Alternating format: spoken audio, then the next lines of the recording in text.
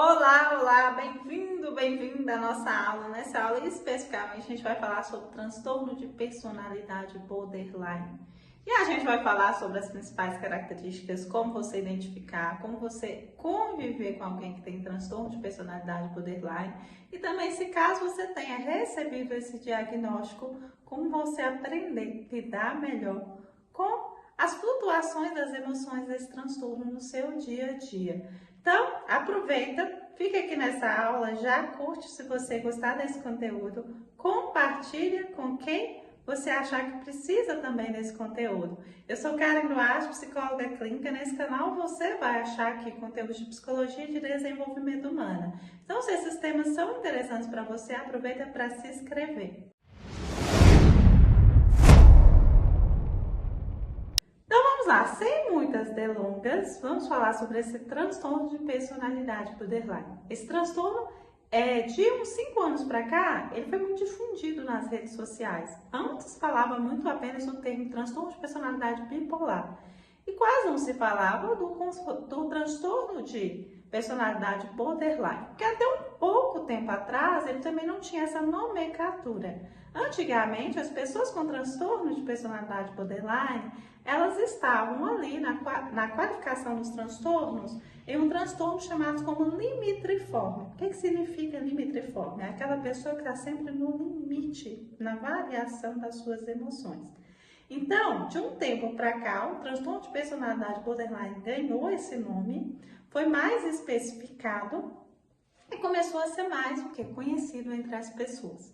E aí, existia essa confusão muito grande entre as pessoas bipolares e as pessoas com transtorno de personalidade borderline. Uma vez que são transtornos onde a gente está falando de emoções que variam muito e acabam gerando prejuízo para as pessoas. Então, eu acho que o principal ponto que a gente precisa começar a entender aqui, que o borderline, embora ele se pareça com o bipolar, exatamente pela variação de humor, de às vezes de uma alegria muito grande, uma excitação muito grande, um sentimento exacerbado de euforia e também tristeza, irritação e raiva muito grande. Como eu disse antes, a nomenclatura era transtorno de personalidade limitriforme. Então, normalmente, a pessoa que ela tem o transtorno de personalidade borderline, todas as emoções para ela são muitas, são demais, sabe? É como se essa pessoa, ela não ficar só feliz. Quando ela tá feliz, ela vai ficar muito feliz. Quando ela tá triste, ela vai ficar muito triste mesmo. Então, é uma pessoa que normalmente as emoções dela sempre chegam no limite. E também é uma pessoa de um padrão muito 880 na vida, sabe? Não tem muito meio termo.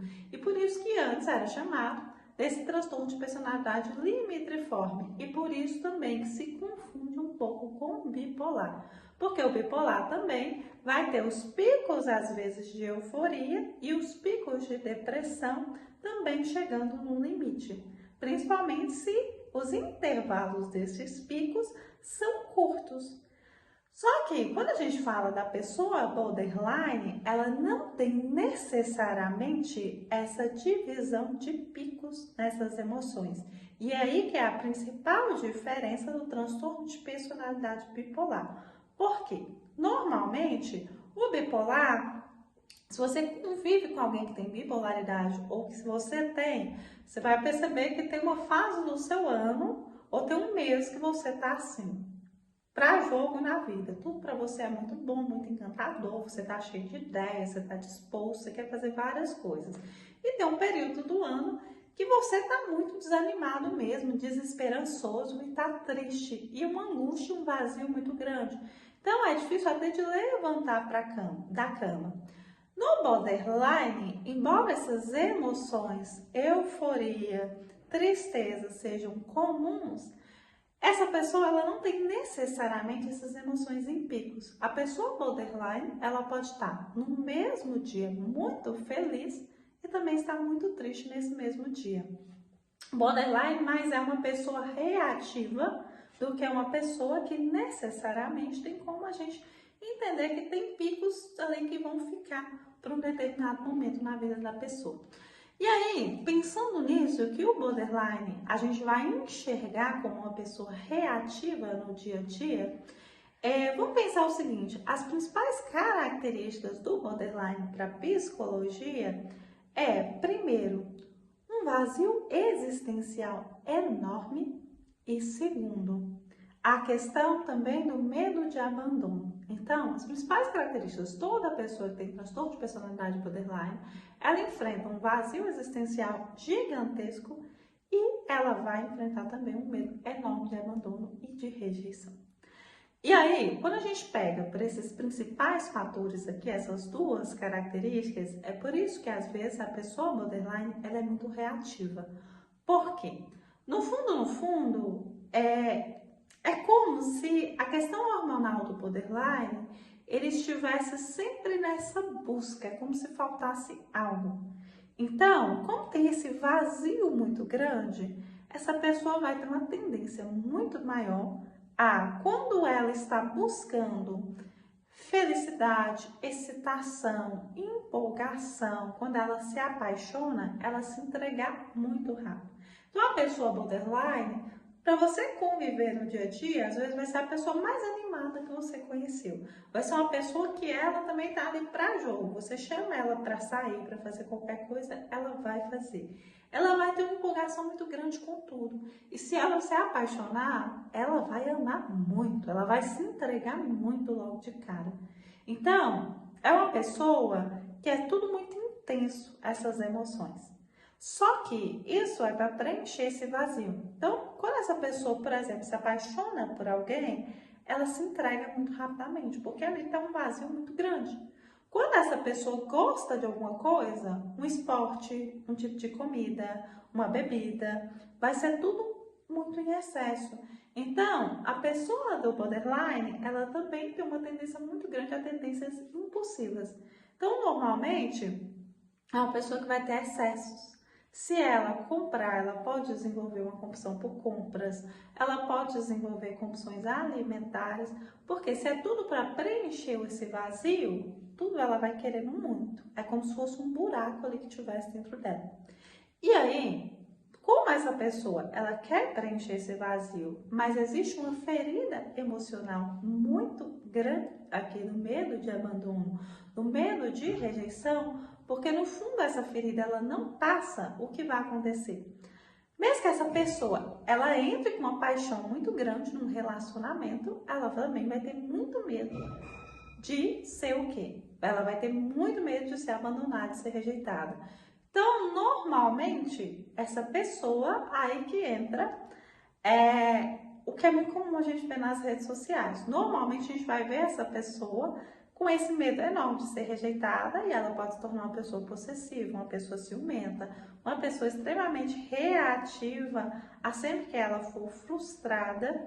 E aí é o que a gente vê muito nas redes sociais, que às vezes o borderline ele extrapola. Se ele sente ciúmes de alguém, ele sente muito ciúmes. Se ele é uma pessoa que sentiu raiva de uma situação, ele vai sentir muita raiva e vai falar o que pensa. Se também partir para a agressividade, se vier uma raiva muito grande, essa pessoa pode ser sim muito agressiva. Por quê? A qualquer sinal de que a outra pessoa pode frustrar o borderline, pode abandonar ou rejeitar, normalmente vai vir essa sensação do medo de perder, olha aqui o vazio existencial, o medo de ser abandonado, e essa pessoa vai entrar num mecanismo de luta para não perder, para não lidar novamente com aquele vazio. Então, que é muito comum às vezes a gente ver uma pessoa borderline que às vezes ela se tornou uma pessoa possessiva, às vezes tóxica mesmo nas relações, uma pessoa que ela vai ter um padrão 80 com tudo. Ou na convivência no dia a dia, essa pessoa se torna alguém que as pessoas não entendem muito como lidar com ela. Ela tá muito bem, depois ela tá muito mal. Ela pode ser uma pessoa mais amorosa, que faz tudo pelas outras pessoas e ao mesmo tempo, se ela for frustrada, muito vingativa. Ela pode jogar uma culpa enorme nas outras pessoas, diminuir as outras pessoas, responsabilizar as outras pessoas sempre pela infelicidade da própria vida. Então, o padrão ele vai ser sempre 880. Se você tá me amando, se você faz o que eu quero, eu te amo muito e a gente fechou aqui. Somos nós dois contra o mundo.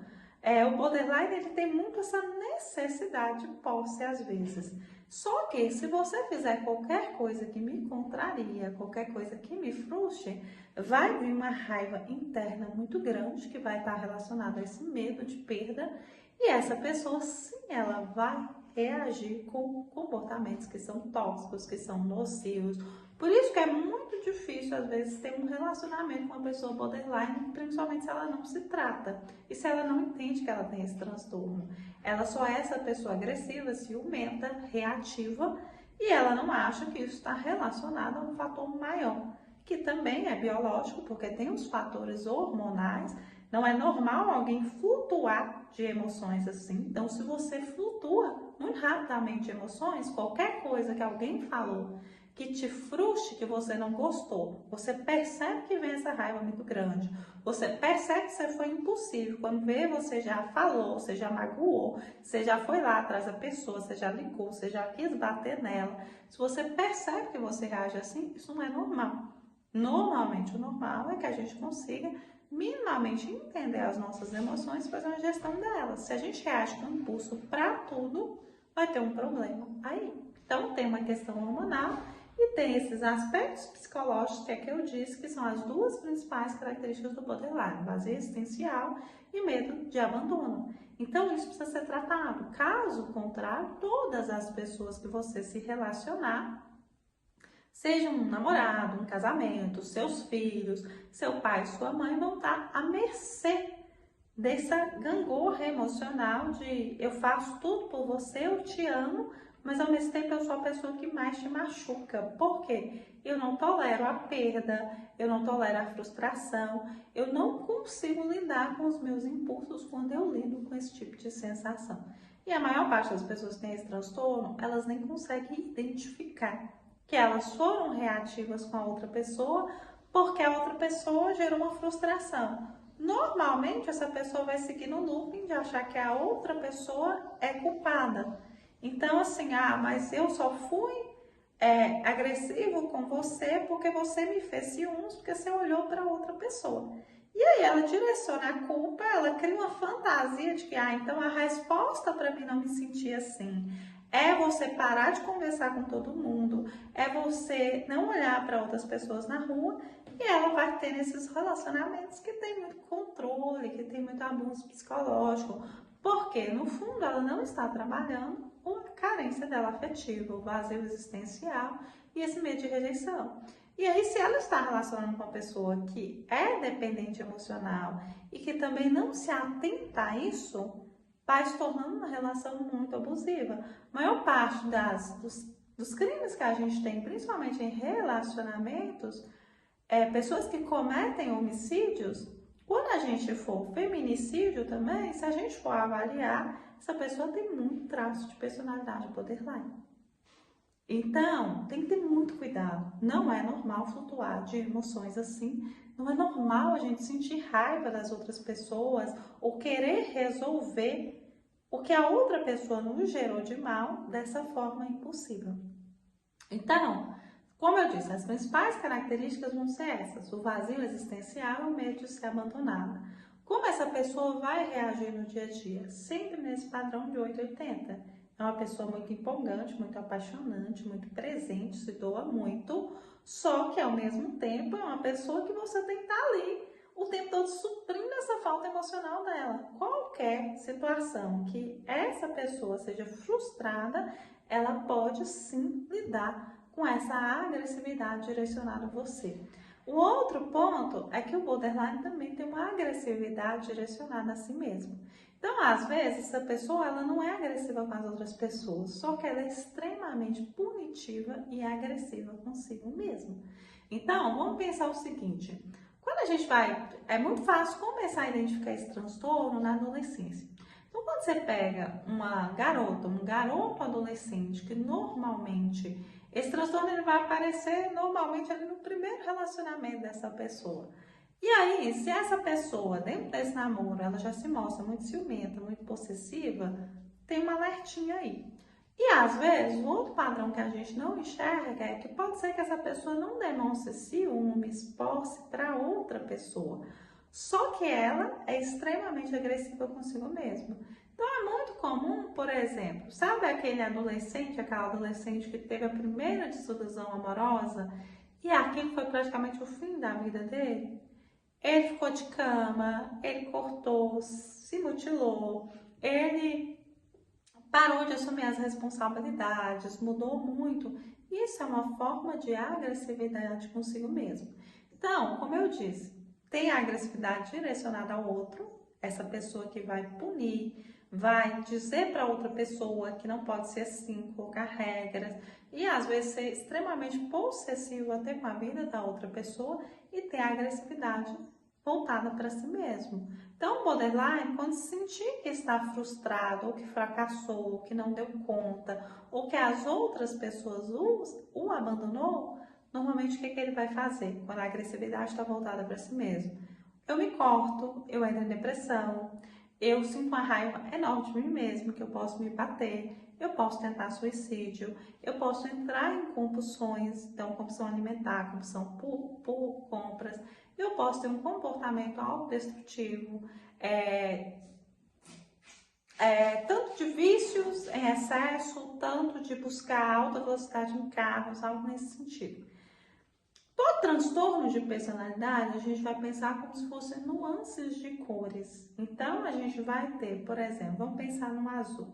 A gente pode ter um azul aqui bem fraquinho, que é um azul celeste, um azul bebê, e a gente pode ter um azul aqui marinho, um azul bem forte. Vamos pensar que o transtorno são essas variações. A gente tem pessoas que têm esse traço bem fraquinho e a gente tem pessoas que têm esse traço muito forte, como o azul marinho. Então, uma pessoa que ela tem uns traços fraquinhos, normalmente vai ser uma pessoa que no dia a dia vai ser um pouquinho mais impulsiva e não lida muito bem com frustração. Uma pessoa que tem esse traço de personalidade muito forte é às vezes aquela pessoa possessiva mesmo, que chega a cometer um feminicídio se deu errado o relacionamento. Entende?